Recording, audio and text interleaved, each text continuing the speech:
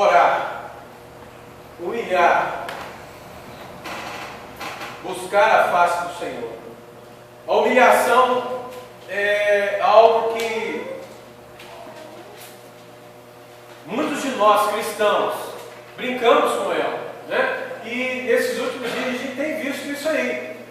Nos grupos que nós participamos, né? Nós percebemos, em grupos evangélicos, muitos irmãos brigando uns com os outros, porque um quer defender uma bandeira política, o outro quer defender outra bandeira política, e fica aquele mal-estar dentro do grupo, um escreve uma coisa, o outro compreende de outra forma, e o inimigo vai usando dessa situação e provocando realmente o mal-estar. Ainda há pouco, antes de sair para cá, no grupo lá da nossa igreja, o irmão, depois ele disse que foi por engano, ele lançou uma mensagem lá política, e inclusive tinha palavrão naquela mensagem, e a outra irmã retrucou do outro lado, que o grupo não serve para isso, o grupo e tal, e começou a provocar aquele mal-estar, e isso não significa humildade.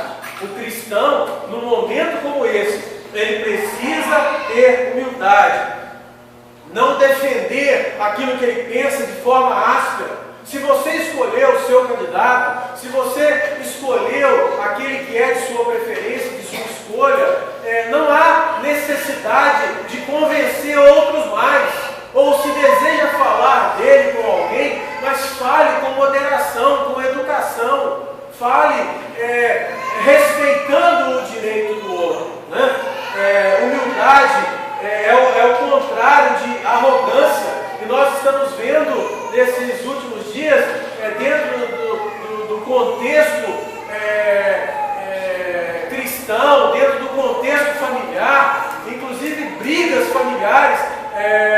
Lá em Muriaé ontem, eu conversando com um determinado senhor, ele disse: olha, lá em casa são 6 pessoas, e a situação está tão grave que cada um escolheu um candidato, cada um escolheu um candidato diferente.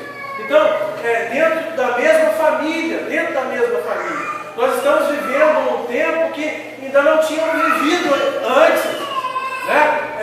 E precisamos ter cuidado para que essas animosidades não tragam problemas para a nossa salutar vida cristã e familiar, né? E para isso, então, como cristãos, estarmos em espírito de humilhação, palavras violentas, de convicções políticas partidárias, não levam àquilo que nós queremos, isso é esclarecer para uma boa escolha. Humilhar. Segunda coisa, orar. Clamar a Deus, reconhecendo como aquele que tem o coração do rei nas suas mãos. Deus sabe quem vai ser eleito. Ele sabe quem vai ser conduzido aos cargos. Então, nós precisamos orar a Ele, para que, dentro da sua misericórdia, Ele saiba mostrar para nós e fazer com que nós aceitemos aquilo que foi a vontade ou permissão dEle. Às vezes não é a vontade, mas é a permissão de Deus.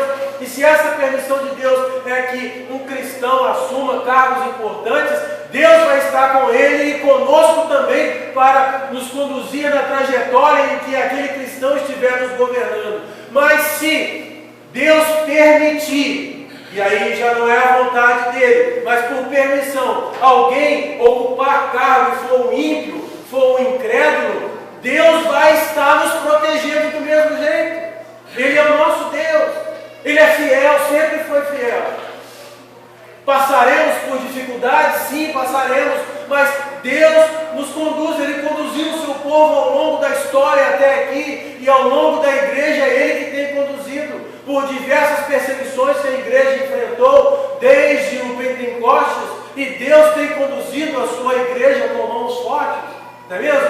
Então, não temos motivos para temer em relação àquele que vai nos governar, porque o governante maior, que é Deus, Ele está com suas mãos para nos guiar e proteger. Buscar a face de Deus, outro aspecto. Buscar conhecer a Deus, buscar conhecer a sua vontade e alinhar-se com a vontade de Deus. Nós alinhamos com a vontade de Deus através da Bíblia, através da sua palavra, conhecendo a sua palavra, né? E ela é orientadora a cada um de nós, dentro desse contexto familiar, do contexto de sociedade e do contexto político também. E o quarto tópico desse primeiro: por fim, se afastar de seus maus caminhos. Não podemos orar esperando o seu favor e continuar desprezando Deus e sua vontade. Não é mesmo? Às vezes nós oramos ao Senhor que traga um governante que esteja alinhado aos princípios bíblicos. E nós estamos afastados do Senhor como cristãos, estamos em pecado. Não é mesmo? Seria uma incoerência da nossa parte. Eu quero que assuma o cargo um cidadão que é cristão, que tem os valores cristãos, mas eu estou com a minha vida suja. É incoerência isso. Eu estou desalinhado com a igreja. Eu estou em atrito com o irmão.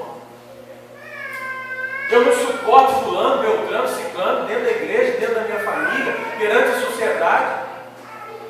Será que eu estou em condição de escolher um bom governante? Se eu não estou governando nem a minha própria vida, à luz da palavra de Deus, como deveria ser? Então, irmão, nós precisamos estar atentos. E o apóstolo Paulo, em 1 Timóteo capítulo 2, de 1 a 2, ele diz o seguinte: antes de tudo, recomendo que se façam súplicas, orações, intercessões e ações de graças por todos os homens. Está falando aqui de um momento como esse, todos os homens, pelos reis e por todos os que exercem a autoridade. Está falando de governabilidade aqui, para que tenhamos uma vida tranquila e pacífica, com toda a piedade e dignidade. Parece que está sendo falado para nós aqui, e realmente está. É propósito de Deus, né? Antes de tudo, recomendo que se façam súplicas, orações, intercessões e ações de graça por todos os homens, pelos reis e por aqueles que exercem a autoridade. Então, primeiro princípio, orar. Segundo princípio, fiel no pouco, fiel no muito. Se nós observarmos ali a parábola do mordomo infiel, o seu senhor descobriu que esse mordomo estava corrompendo os seus bens, né? Estava dando um calote no seu senhor.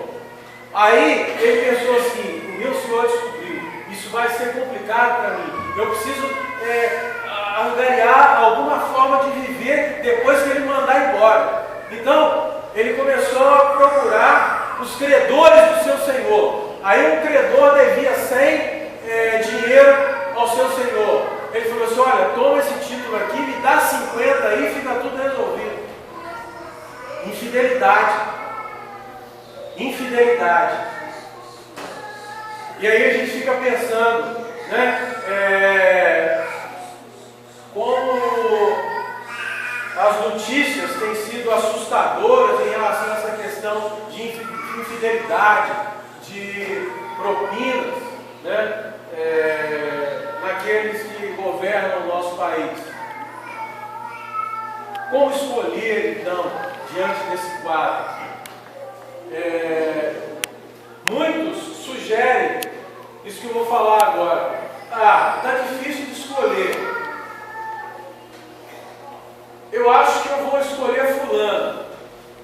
Ele foi corrupto, mas fez uma estrada para tal lugar assim, deu uma carroça de areia para fulano, ele asfaltou a estrada que vai para o lugar assim, ele foi corrupto, mas fez, então tá bom. Não podemos pensar assim. A fidelidade não tem tamanho. A fidelidade, ela é no muito e no pouco.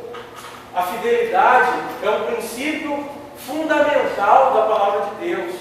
Então, eu digo para os irmãos e os ouvintes, tem sido divulgado muitas notícias falsas por aí.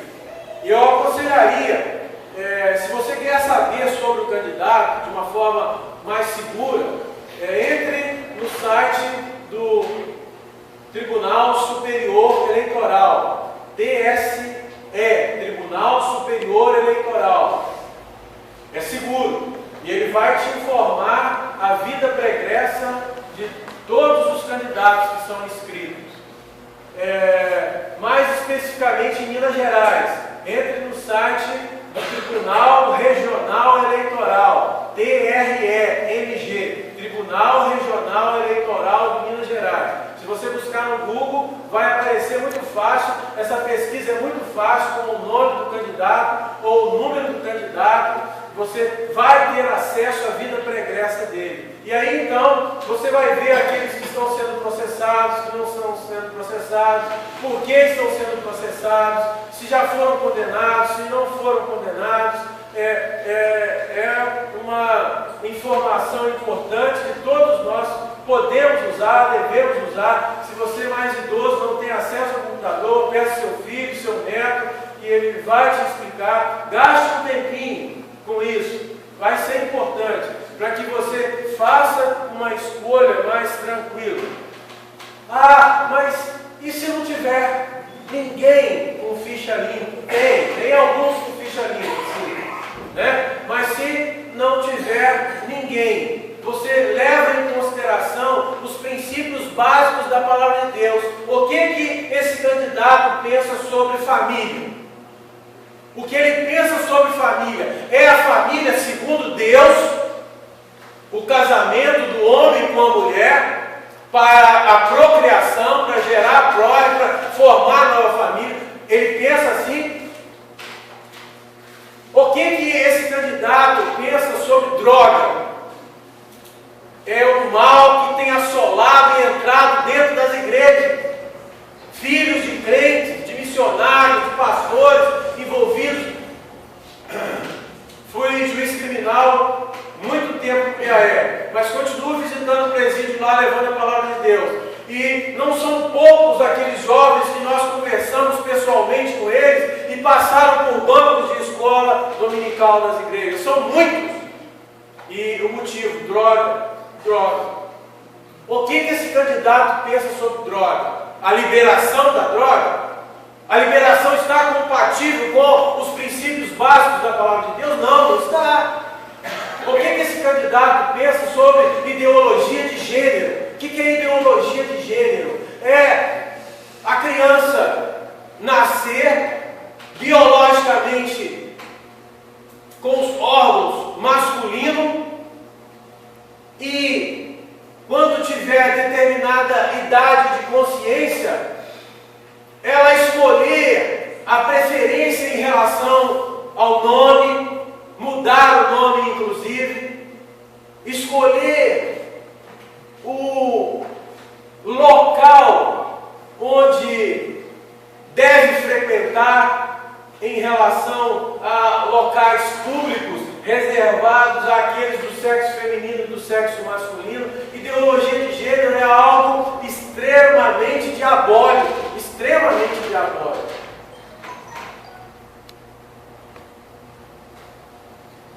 O que o candidato pensa sobre as minorias? O que ele pensa sobre justiça social, justiça distributiva, distribuição de renda?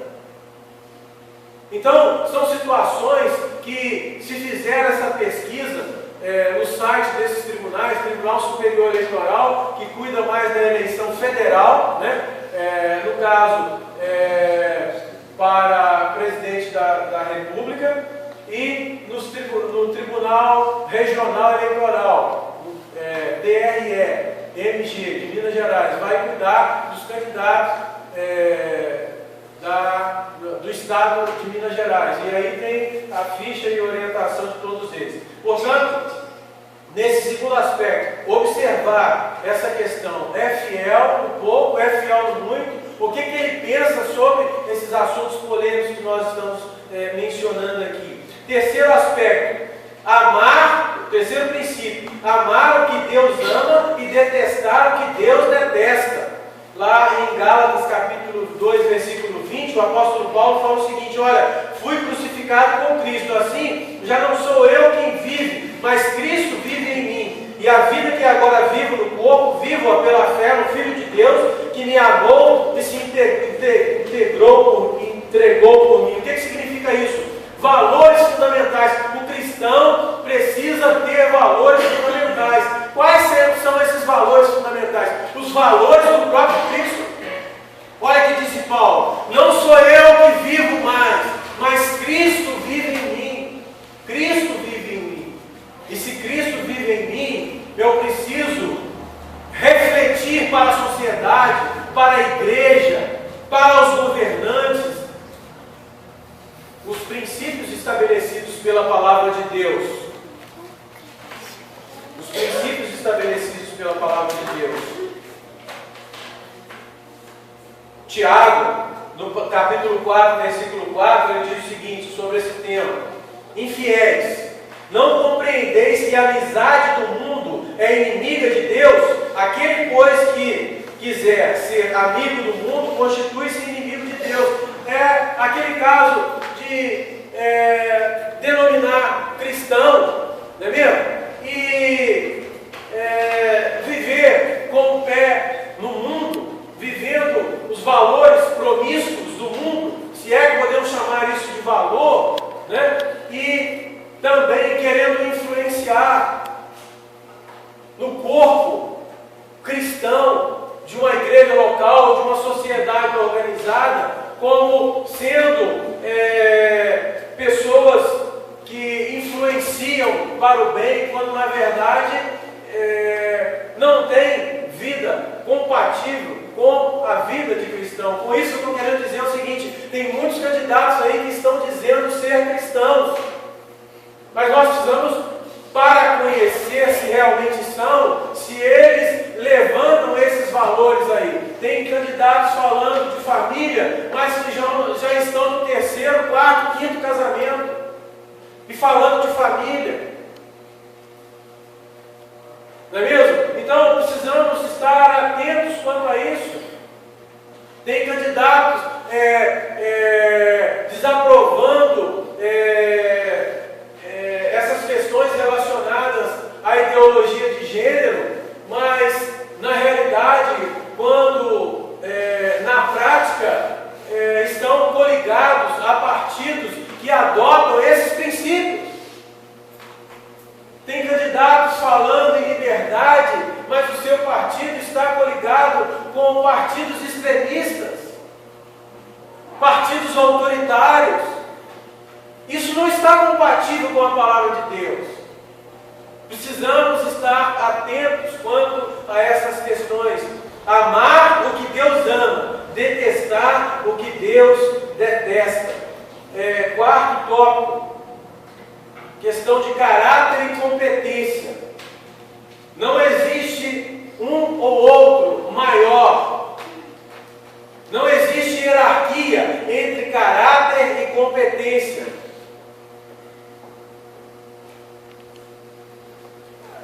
Tem que ser os dois. Não é caráter ou competência, é caráter e competência. Precisa-se do candidato.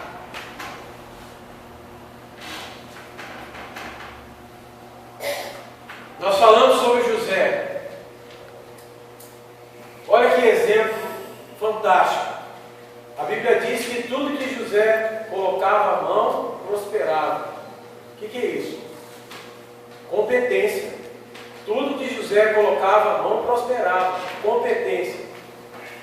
Mas não tem caráter? Tem. Por que progredia tudo aquilo que ele colocava a mão? Porque ele estava submisso à vontade de quem? Dele? Não, de Deus. Porque ele estava submisso à vontade de Deus. Caráter. Se José não fosse um homem de Deus, um governante de Deus, certamente,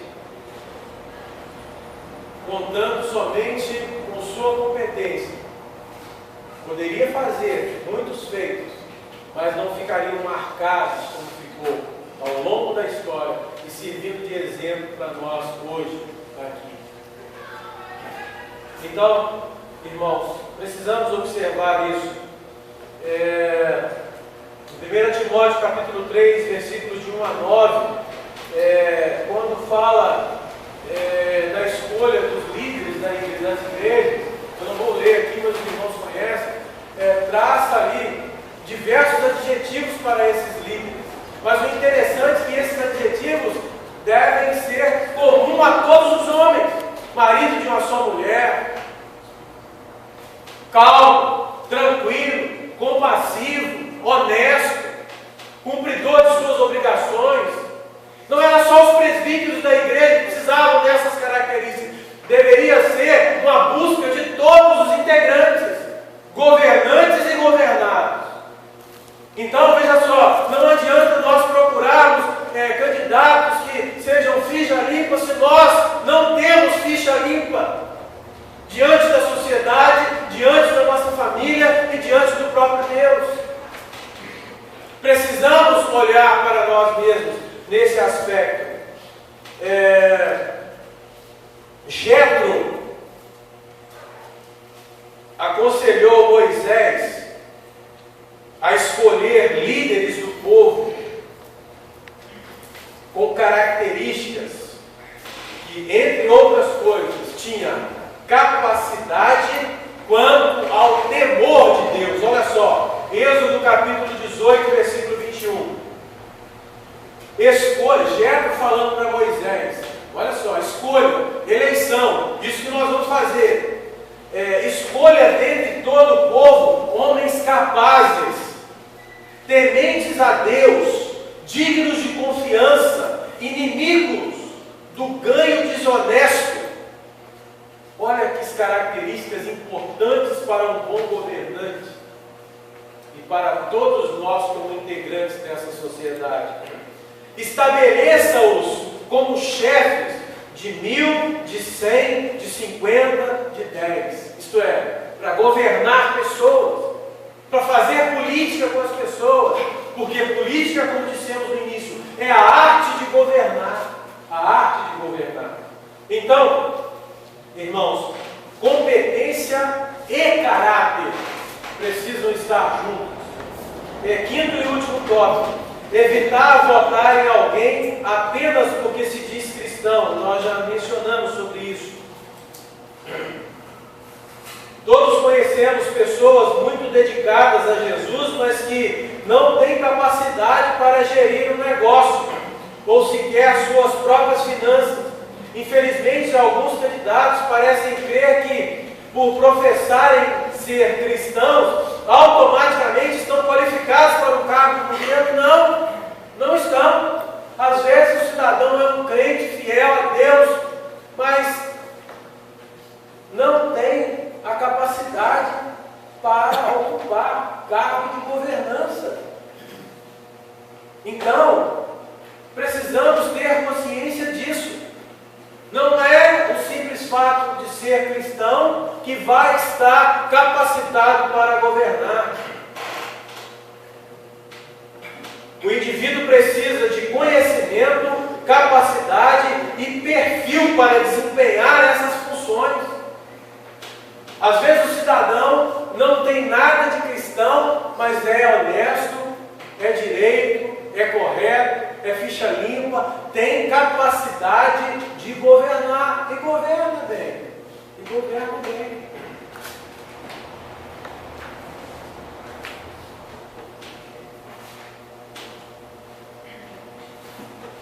Nós não precisamos estar preocupados em relação à escolha de só colocarmos cristãos lá.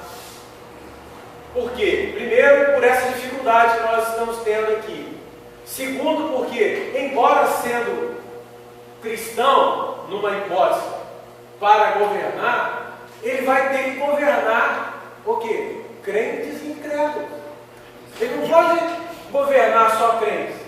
Tem um crente que é presidente da República agora, é governador do estado de Minas Gerais, vai ser bom para os crentes. Mas bom para os crentes por quê? ele tem que ser bom para todo mundo. Porque senão vai estar errado. Ainda que seja cristão e querer governar só para crente, vai ter problema. Está errado, não é isso que Deus quer. Então a situação, irmãos, é bastante complexa, mas tem solução. E a solução parte, em primeiro lugar, de cada um de nós.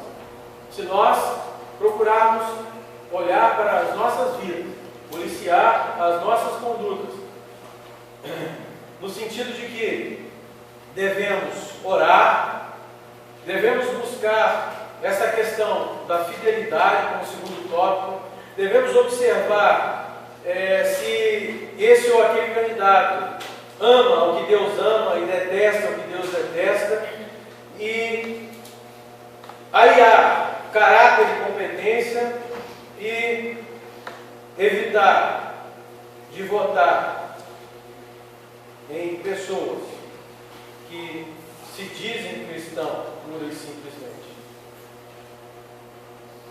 Essas seriam, portanto, as considerações que teríamos para passar para os irmãos.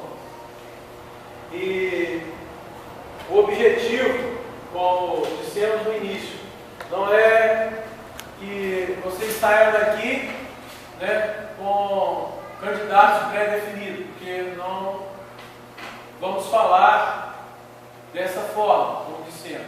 O objetivo é conscientizar que estamos vivendo um momento em que nós, na qualidade de cristãos, precisamos desenvolver essas aptidões que nós temos para ajudar a sociedade que está lá fora.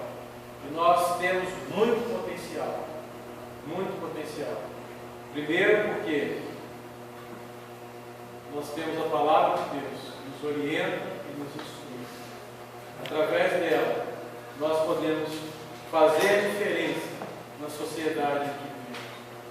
Espero ter alcançado o objetivo desejado, não com as minhas palavras, porque de mim mesmo nada iria ficar aqui no coração de vocês, mas através das instruções, dos versículos bíblicos, dos textos bíblicos, dos personagens bíblicos que nós citamos aqui.